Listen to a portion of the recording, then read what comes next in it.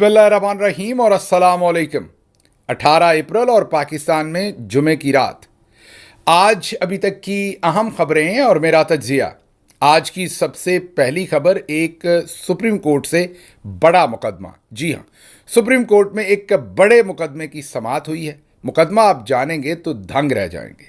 मुकदमा यह है कि पाकिस्तान तहरीक इंसाफ के 2 वर्कर्स, एक पुलिस वाला, उस पुलिस वाले का एक दांत जो इन 2 वर्कर्स ने तोड़ दिया। अब पूरी पंजाब की हुकूमत और पुलिस ये मुकदमा लड़ रही है और मुकदमा पाकिस्तान का चीफ जस्टिस और सुप्रीम कोर्ट के 2 दूसरे जजेस बैठकर सुन रहे हैं। जी हाँ, आप दुरुस्त सुन रहे हैं। पूरी पंजाब पुलिस, पूरी पंजाब हुकूमत, 2 पाकिस्तान तहरीक इंसाफ के वर्कर्स, एक पुलिस वाला, 3 जज और उस एक पुलिस वाले का एक दांत। ये है पाकिस्तान की कहानी। आप ज़रा चेक कीजिए कि सुप्रीम कोर्ट ऑफ पाकिस्तान के पास कितना वक्त है कि वो ऐसा बेहुदा केस सुन रही है कि एक पुलिस वाले का एक दांत 2 लोगों ने इकट्ठे तोड़ा। एक ही जुर्म पर 2 लोगों को परसिक्यूट किया जा रहा है और सुप्रीम कोर्ट ऑफ पाकिस्तान उसमें मैं रहनुमाई तो नहीं, मैं कहूँगा कि उसमें तावन फराहम कर रही है। उसमें वो एक किस्म का इन मुल्ज़मान के ख़िलाफ़ वो भी रियासती ताकत का हिस्सा बनी हुई है। सुप्रीम कोर्ट जो है वो फैसिलिटेटर बनी हुई है। इन परसिक्यूटर्स जो हैं, जो लोगों को परसिक्यूट कर रहे हैं, उनको मदद फराहम कर रही है। बजाय इसके कि इनको ज़मानत देती, सुप्रीम कोर्ट ने आज वहाँ पर जो बातें की वो सब सुनकर दंग रह गए। एक और मौका दिया गया है। इन मुल्ज़मान की ज़मानत मंजूर नहीं की गई, बल्कि ये कहा गया कि 4 महीने के अंदर अंदर इनका ट्रायल मुकम्मल करें और इनका फ़ैसला कर दें। हालांकि वाज़े तौर पर उनके सामने सबूत रखे गए कि दोनों मुल्ज़मान, अली रज़ा या रज़ा अली शायद उनका नाम है, दूसरा ज़ैनुल आबिदीन है। ये जो रज़ा अली हैं, इनके बारे में बताया गया कि ये उस वक्त एक निजी होटल में थे।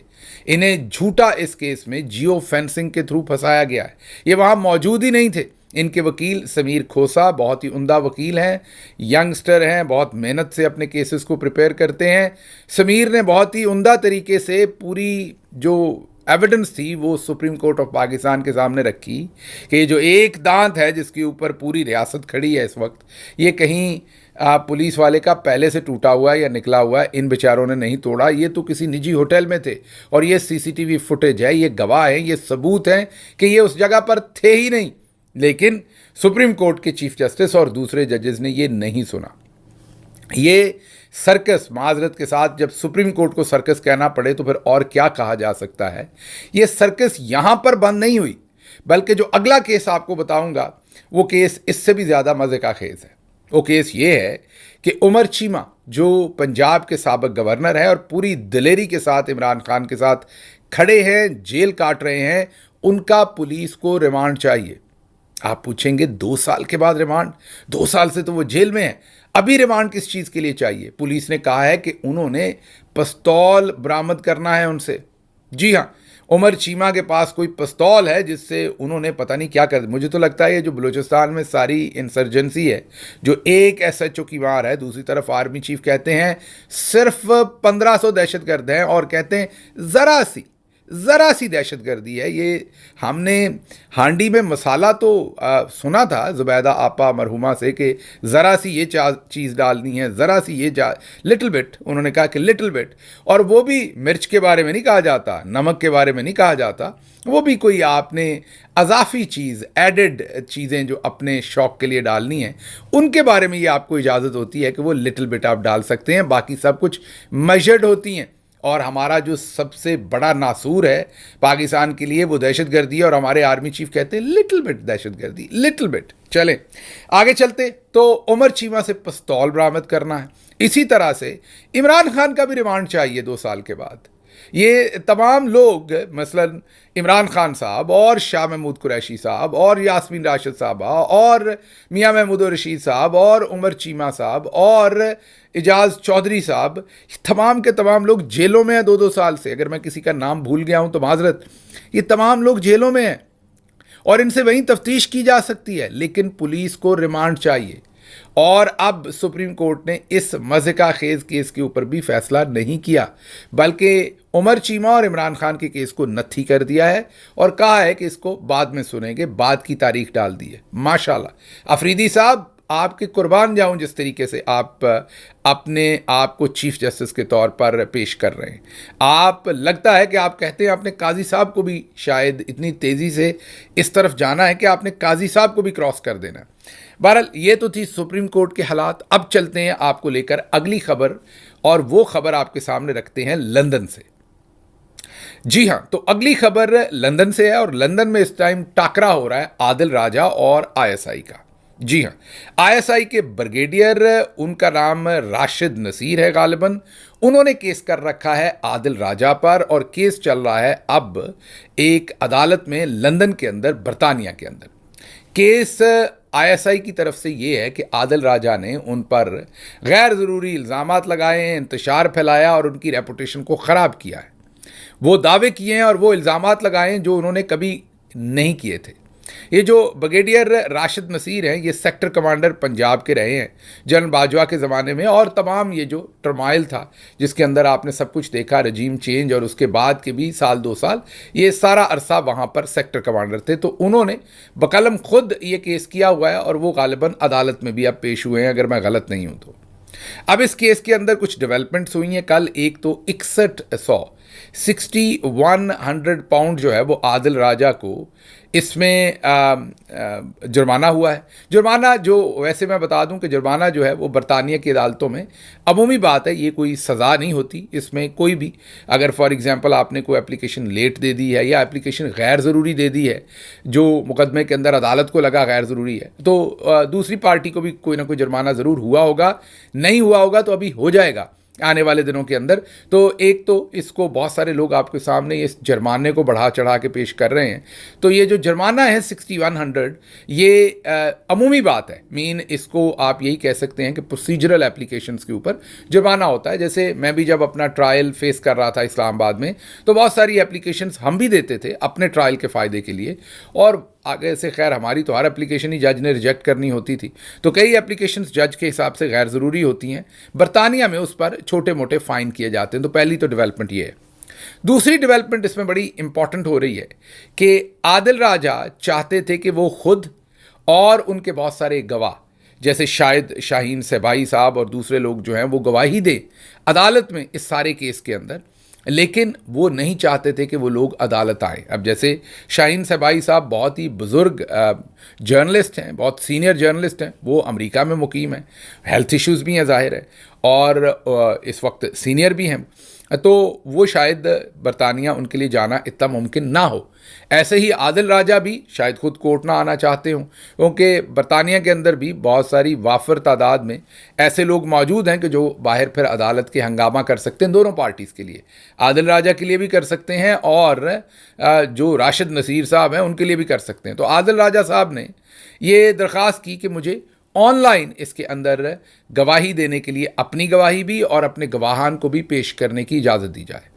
जिसको कंटेस्ट किया राशिद नसीर साहब के जो वकील थे, उन्होंने कि ये ना इजाज़त दी जाए। बहरहाल अदालत ने आदिल राजा की बात मान ली और उन्होंने अब इजाज़त दी है कि आप ऑनलाइन भी, मीन घर बैठे ही अपनी गवाही भी दे सकते हैं और अपना मुकदमा भी लड़ सकते हैं।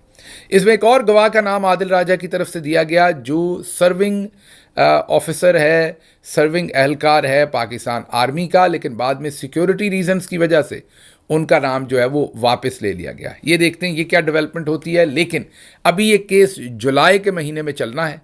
बहुत ही धुआंधार किस्म का केस होगा, क्योंकि लंदन की अदालत में तो सब खुल के बातचीत होगी। देखते हैं कौन जीतता है कौन हारता है। लेकिन ये भी एक अजीब ही काम होगा कि हमारी जो प्रीमियर इंटेलिजेंस एजेंसी है वो अब अपने ही एक साबिक मिलिट्री ऑफिसर के ख़िलाफ़ लंदन की अदालत के अंदर एक मुकदमा लड़ रहे होंगे।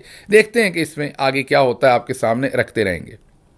अच्छा जी, अगली खबर भी बड़ी ही इंटरेस्टिंग है, वो भी किसी ना किसी तरह से आईएसआई से रिलेटेड है। याद कीजिए कि जब जनरल बाजवा की हुकूमत थी और असल में इमरान खान के खिलाफ जनरल बाजवा की और नवाज शरीफ की डील हो चुकी थी।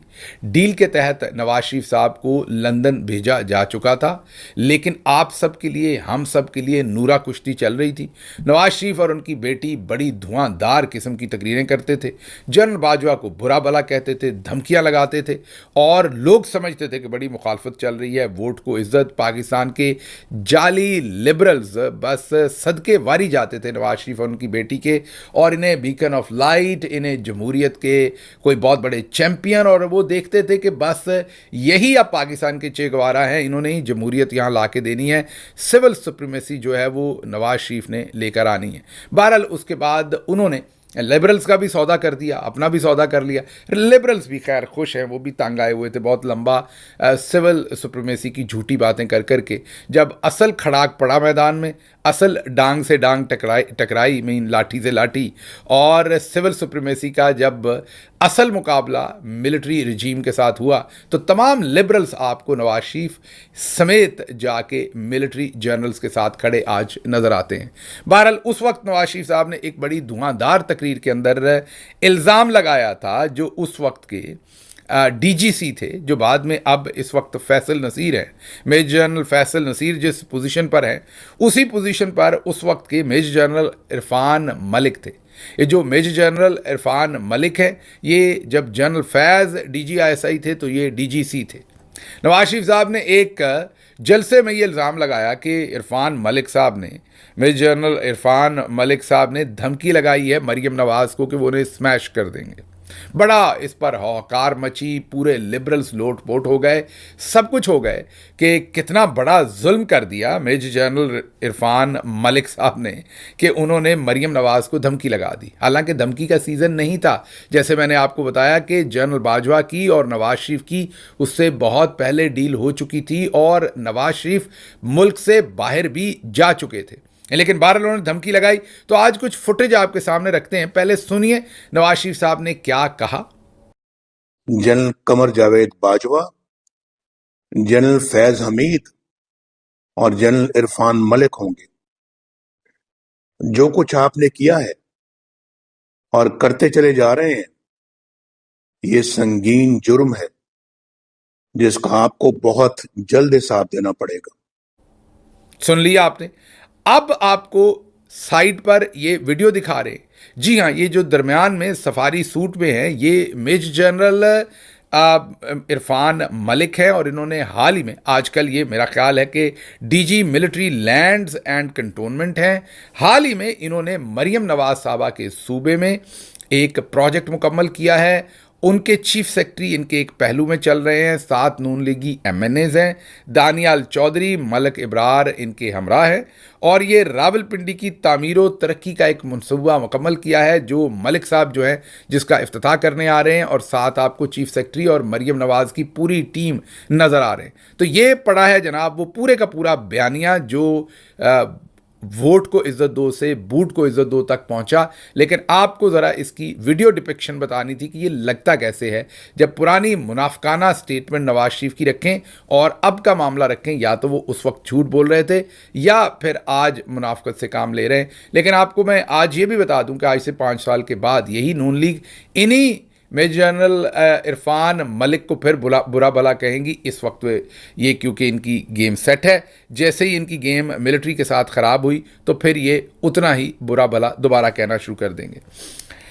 अगली खबर की तरफ चलते हैं, और अगली खबर है शफाफ इलेक्शन जो सिंध में हुआ है। सिंध में आपको पता है कि पाकिस्तान तहरीक इंसाफ के कैंडिडेट और पीपल्स पार्टी के कैंडिडेट के दरमियान में मुकाबला था, और इस मुकाबले में ऐसे ऐसे काम वहाँ पर हुए, ऐसी वैसे तो बेशुमार वहाँ पर एविडेंस है जिसमें लूट मार नज़र आती है। फॉर्म 47 मतलब ये कोई नए काम तो है नहीं, अब तो पाकिस्तानी कौम जो है एक्सपर्ट हो गई है कि हमारे जनरल साहबान जो है वो इलेक्शन कैसे लूटते हैं। लेकिन सिंध में भी यही सब कुछ किया गया है। एक पोलिंग स्टेशन जिस पर सिर्फ 129 वोट पड़े, 129। लेकिन जब वहाँ रिपोर्टर देख रहे थे तो जो बैलेट बॉक्स थी वो पूरी भरी हुई थी कानों तक। उनमें शायद 1200 या 5000 वोट उस बैलेट बॉक्स के अंदर थे, पहले से ही वोट डालकर लाए हुए थे। 129 वोट तो थोड़े से होने थे, लेकिन पूरा बैलेट बॉक्स खचा खच भरा हुआ था। बीच में बेचारे वोटों को सांस भी नहीं आ रहा था, इतने वोट डाल दिए थे। तो इस तरीके से वहाँ पर इलेक्शन लूटा गया है।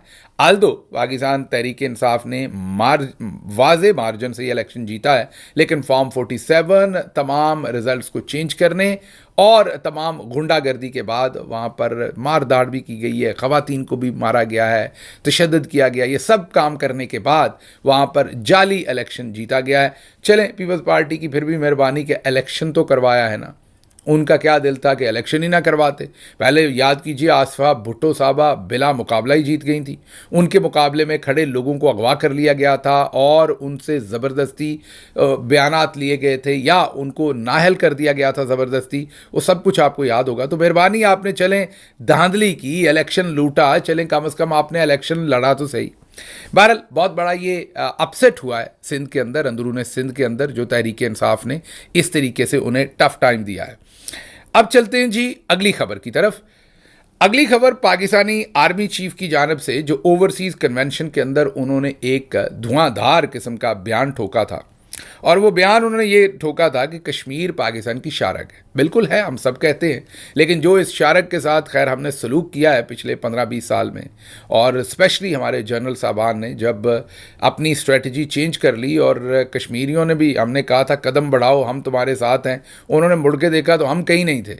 चले, बहरहाल मुख्तसर बात यह है कि अब जनरल साहब ने दोबारा अपनी तकरीर में इस चीज़ का अयादा किया है कि कश्मीर हमारी शारग है, जिस पर हमारी शहरग है। फिर मेरी उर्दू दुरुस्त की जाएगी, तो मैंने कहा मैं खुद ही कोशिश करूँ कि इसे दुरुस्त करने की। तो बहरहाल इंडिया के दफ्तर ख़ारजा ने इस पर बयान दिया है। तर्जुमान है रिंदर, मेरा ख्याल रिंदर ही लिखा हुआ है, रिंदर जसवाल। रिंदर जसवाल जो है, रविंदर होना चाहिए लेकिन हो सकता है नाम रिंदर हो। बहरहाल रविंदर जसवाल जो है, उन्होंने ये बयान दिया है कि शारग कोई गैर मुल्की चीज़ कैसे हो सकती है। मतलब उन्होंने क्लेम किया कि कश्मीर तो हमारा हिस्सा है, तो ये आपकी शारक कैसे हो सकती है। तो ये शारक जो है, ये अब हमने करार दे दी है, तो फिर हमें खड़े भी होना चाहिए।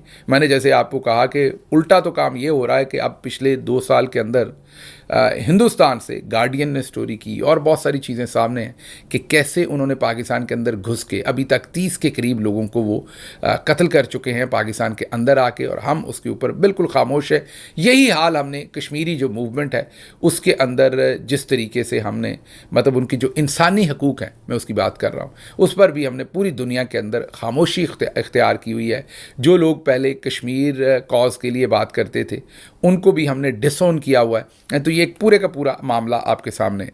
एक अगली खबर आपके सामने रख देते हैं इसको हटा के, और वो खबर ये है कि 9 मई पर जो जाहिर है आपको पता है कि मुकदमे चल रहे हैं इस वक्त, और मिलिट्री कोर्ट्स पर जो मुकदमे चल रहे हैं उसमें आज सुप्रीम कोर्ट के अंदर एक इंटरेस्टिंग सवाल पूछा गया है दोबारा। पहले भी पूछा गया था, ये दोबारा पूछा गया, लेकिन इसका जवाब कोई नहीं देता।